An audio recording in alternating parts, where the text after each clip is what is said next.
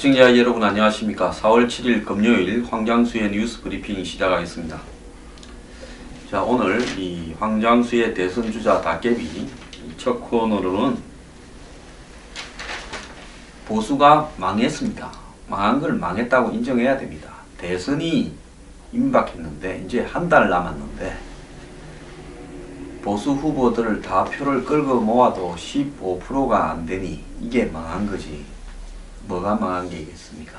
그런데 그렇다고 지금 자유한국당이나 바른정당 지지를 철회한 국민들이, 보수 성향의 국민들이 사라졌다고는 보지 않습니다.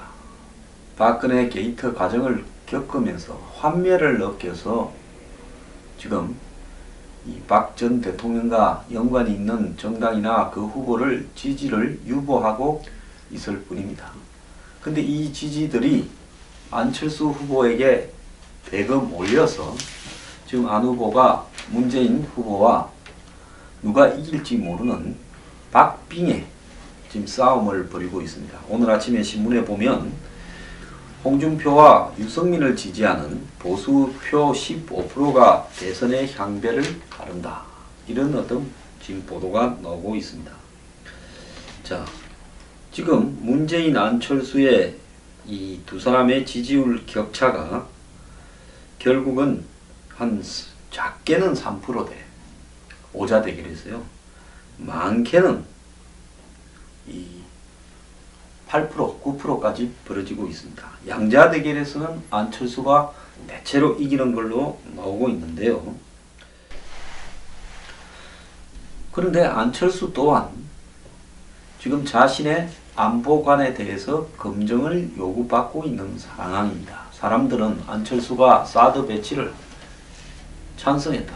더 나아가서 개성공단이 다시 재개를 유보할 필요가 있다. 신중하게 판단해야 된다. 말을 했을 뿐이지 안에 당론이나 국민의당 당론이나 더 나아가서 그 당의 대표 박지원 이런 사람들의 이 안보관은 DJ의 햇볕 정책에서 한치도 변하지 않았습니다. 어제 관훈 토론에서 안이 이 부분에 대해서 당론을 변경을 해서 자기 생각대로 설득하고 당과 한 방향으로 가겠다고 공언을 했습니다. 자, 안은 어제 관훈 토론에서 국민의당은 사드 배치 반대가 당론이지만은 안은 대선 경선 과정에서 사드 배치 찬성 입장을 밝히기는 했습니다. 그런 이런 안조차도요.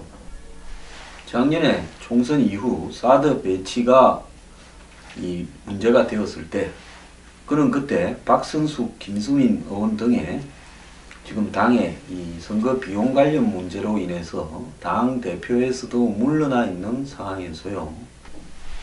갑자기 그는 이 자신의 정치적 한마디로 딜레마를 벗어나기 위해서 의총을 열어서 초강경으로 이렇게 하는 발음들이 나온 의총에서 사드 강경 반대를 사실상 주도했습니다. 사드 배치는 대재앙이다. 또 역사에 죄를 짓는 일이다. 망국적 선택이라는 발언들이 그때 나왔습니다. 자, 그는 이 작년 7월 어느 일요일날 밤에 국민투표에 붙여야 된다라는 글을 페이스북에 올리면서 사드 배치는 국익에 도움이 안 된다. 국민투표에 붙여야 된다.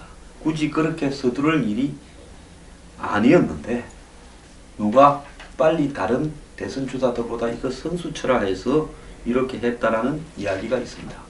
그는 2012년 대선 때도 안보는 보수, 경제는 진보라 했고 작년에 총선 전에 창당을 해서 갈 때도 그런 뉘앙스로 했지만은 결국은 그는 이 DJ나 박지원의 햇볕 정책과 다른 면모를 하나도 보이지 못했습니다.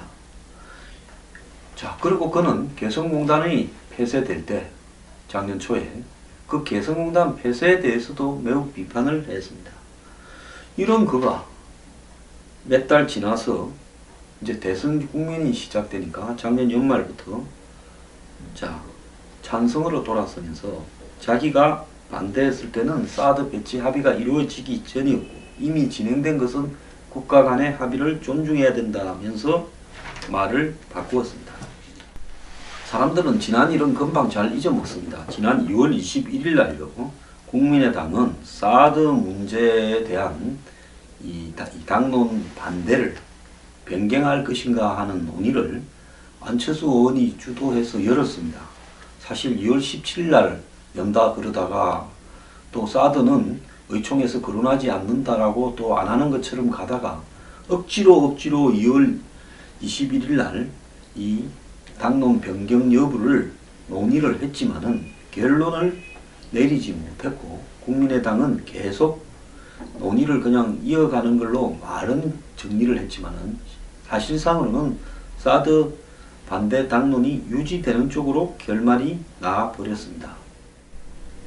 국민의당은 2월 21일 이 최고위원 국회의원 연석회의를 당에서 열고 사드 배치 당론에 대한 반대 의견을 유지할 것인지 바꿀 것인지 의논을 했는데요. 국민의당의 당론은 사드 배치 반대인데 그것보다 더 위에 있는 것이 국회에서 비준을 받아야 된다는 거다. 그래서 그렇게 지금 결론이 났다라고 이야기를 했습니다. 그러면서 사드가 무기로서 효용성이 떨어지고 한반도에 적합한 방어 무기 체계가 아닌 것 같고 중국과의 관계에서 적절치 못하다는 것이 이 당론이었다. 그렇기 때문에 현 시점에서 당론 변경이 적절하지 않다라는 결론이 났고 이 명분이 크지 않은 상황에서 표를 의식한 말 바꾸기는 위험하다라고 생각을 해서 당론을 변경할 사유가 없는 걸로 결론을 내렸습니다. 그래서 국민의당은 지금 기억이 잘 안 나시는 모양인데 사드 배치 전선이 2016년 7월 전후로 열렸을 때 민주당보다도 더 앞서서 사드 배치를 반대를 당론으로 이렇게 확정해서 선명한 야당임을 이렇게 보여주겠다고 한 바가 있습니다. 자, 그런데 이것이 안보를 보수로 내건 안철수와 모순되는 게 아니냐라는 입장에서 이 부분을 갖다가 바꿀 건가라는 부분을 이렇게 의논을 했는데 결국은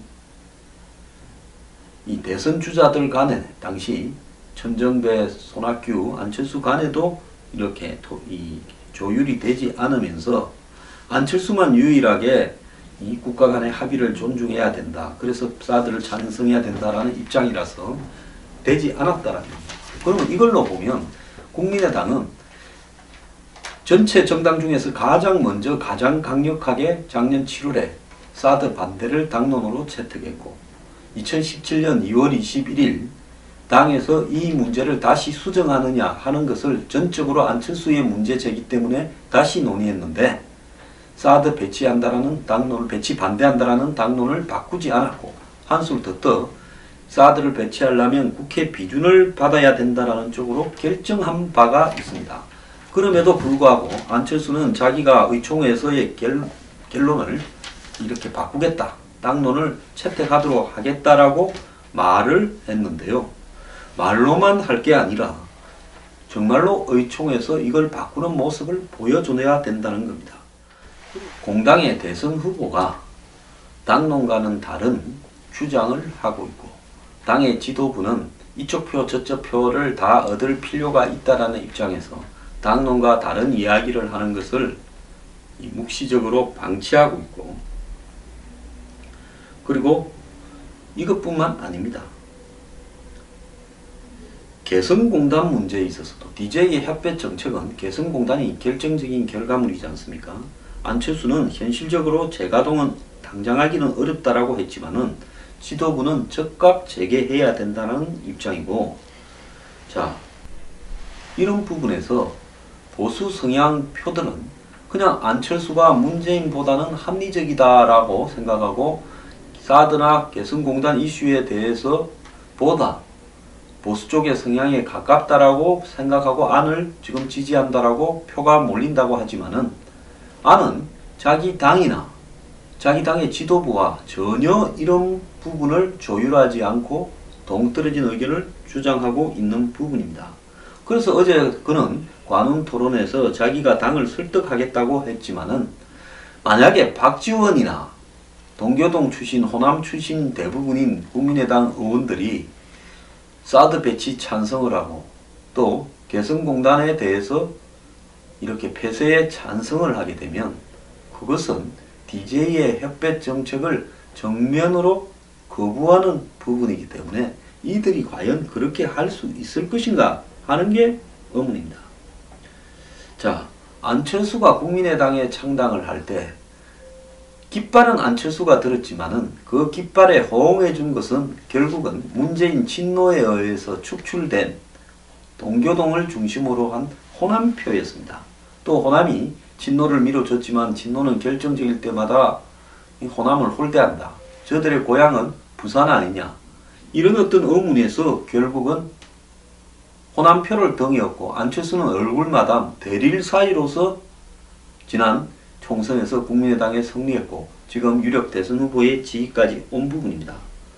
자, 박지원 대표 남북 정상회담을 성사시키기 위한 대가로 대북 불법 송금을 주도해서 처벌까지 받지 않았습니까? 자, 이러한 법적 문제까지 있었던 사람 아닙니까? 이러한 사람들이 지금 햇볕 정책의 주역들이 그 당을 차지하고 있고 아는 그야말로 그간에 그 당의 얼굴 마담일 뿐인데 바지 사장인데 그가 지금 이 대선에서 이 보수 성향 인문보다 더 낫다 해서 우파 단체, 우파 농객 뭐 이런 사람들이 다 안한테 몰려가고 있는 현상이 많냐라는 겁니다. 자, 사람들은요 안철수한테서 보고 싶은 것만 보는데요. 과연 아니 그러한 보수 쪽에서 지지하는 사람이 기대하는 그러한 안보의식과 확고한 어떤 입장을 자신 스스로 가지고 있느냐는 겁니다. 만약에 가지고 있다면 2012년에 문재인을 지지했을 리도 없고 안보로 보수라며요.